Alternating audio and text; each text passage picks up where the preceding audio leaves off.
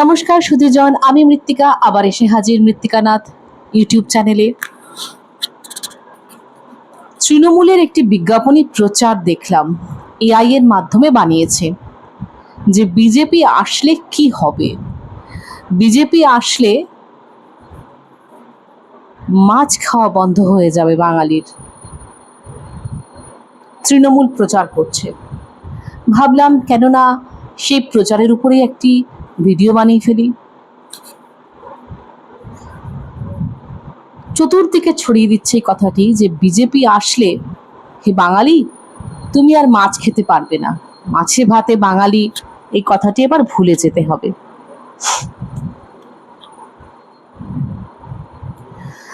দেখুন, এই পরিপ্রেক্ষিতে একটা কথা বলি যে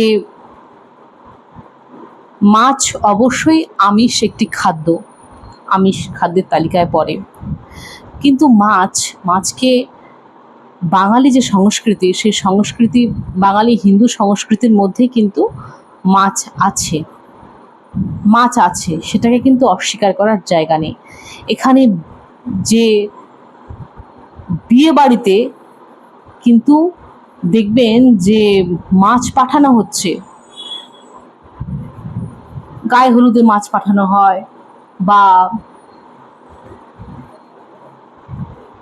তত্ত্ব যে পাঠানো হয়, সেই তত্ত্ব পাঠানোর সাথে কিন্তু দেখবেন মাছ পাঠানো হয়।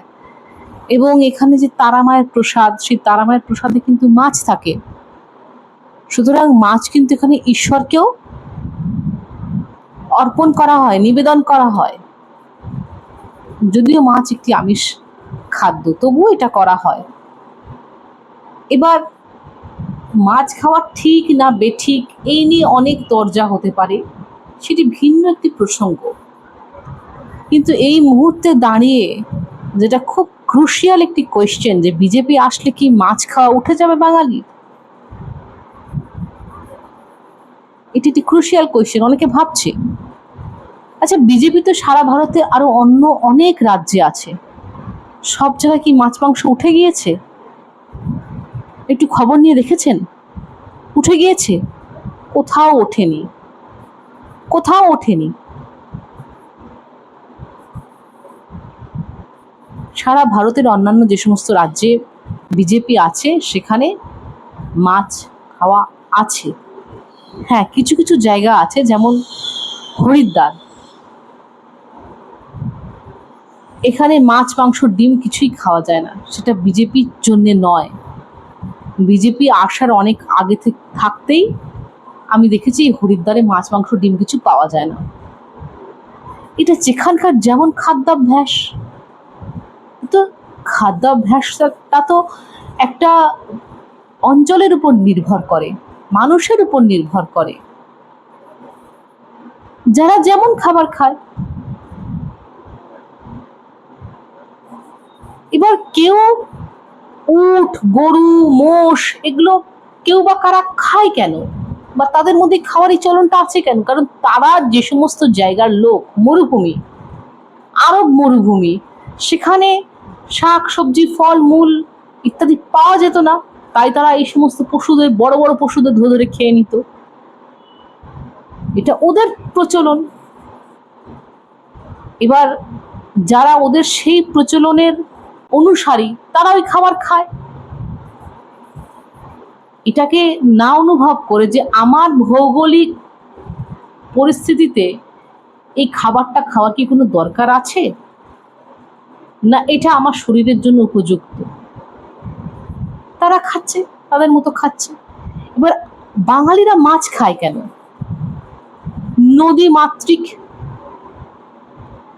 জায়গা এই পশ্চিমবঙ্গ, এখানে মাছ অ্যাভেলেবেল, এখানে মাছ খাওয়ার প্রচলন হয়েছে, তাই বাঙালিরা মাছ খায়।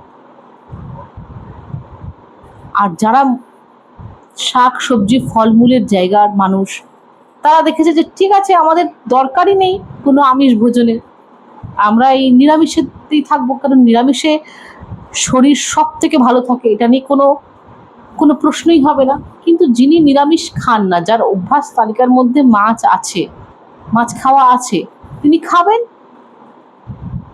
এই নিয়ে এত এত মানে গোলমাল করে দেওয়ার কি আছে? এমনি গোলমালের কিছু নেই। বিজেপি নেতারা বারবার বলছেন যে, শ্রমিক ভট্টাচার্য বলছেন যে বাঙালি মাছ খাবে না, এটা কোনো কথা? তো এই ধরনের যে গুজব ছড়ানো, এই গুজবের থেকে কিন্তু দূরে থাকুন।